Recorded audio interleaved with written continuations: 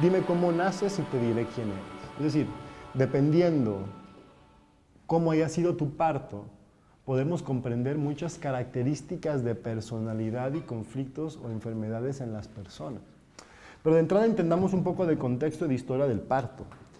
La guerra que empezó en el patriarcado y que se hizo mucho más eficiente en la Inquisición contra lo femenino y contra la mujer, devastó básicamente todo vestigio de conocimiento de la mujer y lo mandó a la clandestinidad y al oculto, ¿no?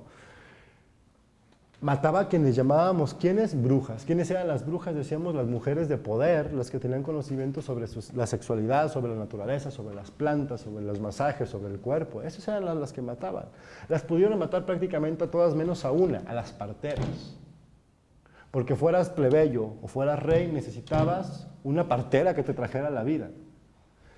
Y como no había una ciencia médica fuerte, eso sucede hasta el siglo XVII, siglo XVIII, con François Marisot y toda esa historia, ¿no? Que es cuando emerge la ginecobstetricia. Eso es reciente, eso surge con la modernidad.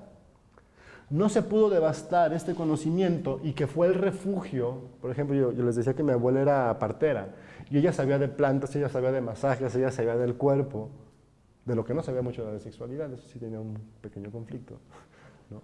Pero sabía de todas estas cosas porque era la forma en que esa información se guardaba, era como casi como un don, digamos. Pero cuando surge la ginecología, la ginecobstetricia, se viene a sustituir esta figura, que era el poder de las mujeres, por una figura masculina, porque la mayor parte eran médicos, cirujanos y parteros. ¿Por qué parteros? Porque fue toda una imposición que tiene una historia muy precisa, que tiene que ver con Luis XIV, el famoso Rey Sol, con François Marisot, que es un teórico francés que tuvo una relación muy estrecha con este rey. El Rey Sol, como le decían a este hombre extravagante, tenía muchas rarezas. Entre ellas, tenía la obsesión de ver el nacimiento de todos sus críos. Y entonces, ustedes saben lo que es y por qué, les decía, tienen sus partos de una manera horizontal. ¿Saben por qué paren horizontal en los hospitales? Porque es más cómodo para el médico. El médico, cirujano partero, cuando nace como ciencia, aún lo hace en el reino de la Inquisición. Siendo hombre, era pecado que tocara a la mujer. Por eso se inventaron todos esos aparatos como los forceps, porque así, con forceps hacen lo que hacía mi abuela con la mano. Desde fuera acomodaba el crío, le desenredaba, le metía, porque podía tocar. Pero como los médicos no, tuvieron que sustituir todo esto por fierros. Entonces, y si la mayoría de las mujeres en cuestiones naturales paren de pie, paren vertical. Se pone horizontal porque es más fácil para el médico. Entonces hace toda una teoría donde explica, porque esto surge en el momento en que surge la teoría de la asepsia social, cuando se supone, ¿no?, que hay que mantener limpio y que lo sucio, o sea, lo que antes era sano, que era la tierra, las bacterias, porque somos bacterias y vida, de repente se genera una idea de que estas son las causas de las enfermedades. Y de alguna manera, en ciertos sentidos, tienen razón por las características de Europa, pero se usa este argumento contra algo que no tenía sentido, que eran las parteras. Se empieza a acusar a las parteras de las causas de muerte, por ejemplo, a causa de su falta de higiene, cosa que era mentira. Porque perfectamente sabemos que las mujeres tenían toda una tradición de miles de años haciendo eso. Entonces, en esa teoría se plantea, ahora sí que lo ideal de ese tipo de parto, etcétera, para poder hacerlo todo aséptico. Entonces cambiamos esta forma, donde la partera que hacía cuando tenías tu crío en casa, ¿quiénes estaban ahí contigo como mujer? Pues las mujeres de tu sistema, las mujeres de tu clan, y ahí parías, y ahí te quedabas en tu casa, en tu cuarto, y era todo un proceso de nidificación. Es decir, estabas en el nido, metido en la cueva, tenías tu crío y no salías.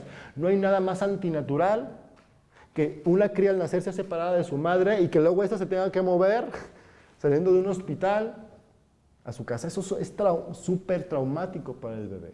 Por ejemplo, los Hopis tienen una tradición hermosa.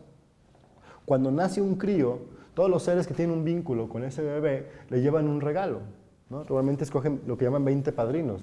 Le llevan regalos y una mazorca. Que luego el bebé escoge una mazorca, ¿no?, que va a ser la del padrino, que es el que le da el nombre. Pero este bebé, desde que nace, no lo dejan salir de casa, dura 40 días metido en esa casita. Y los Hopis tienen una tradición milenaria de ser excelentes corredores y de tener una vista impresionante, porque al no salir, no tienen este impacto en sus ojos y se desarrolla completamente. Es un conocimiento ancestral de esta parte de la neurobiología que hoy conocemos como esterogestación, ¿no?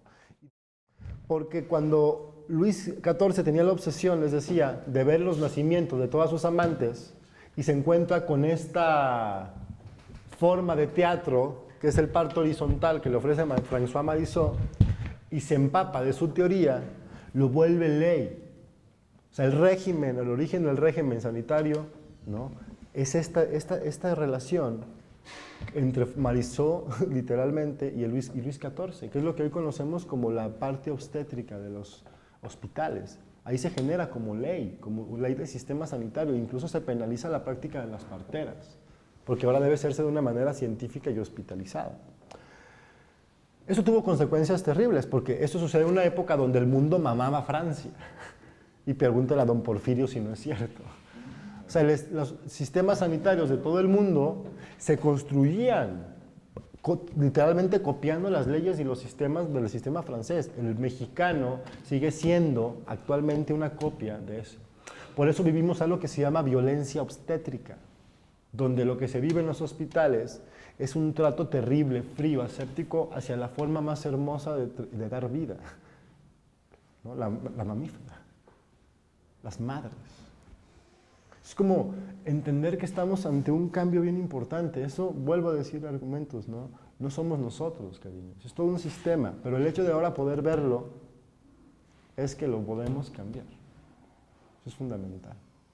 ¿Me explico?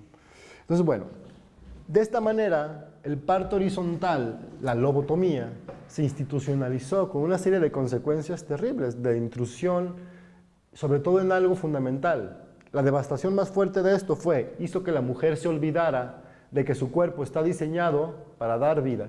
El trabajo de parto es bien importante. Cuando tú naces, el 90% del esfuerzo por nacer lo haces tú. El 10% apenas lo hace tu madre cuando puja y cuando hace esa parte de ella.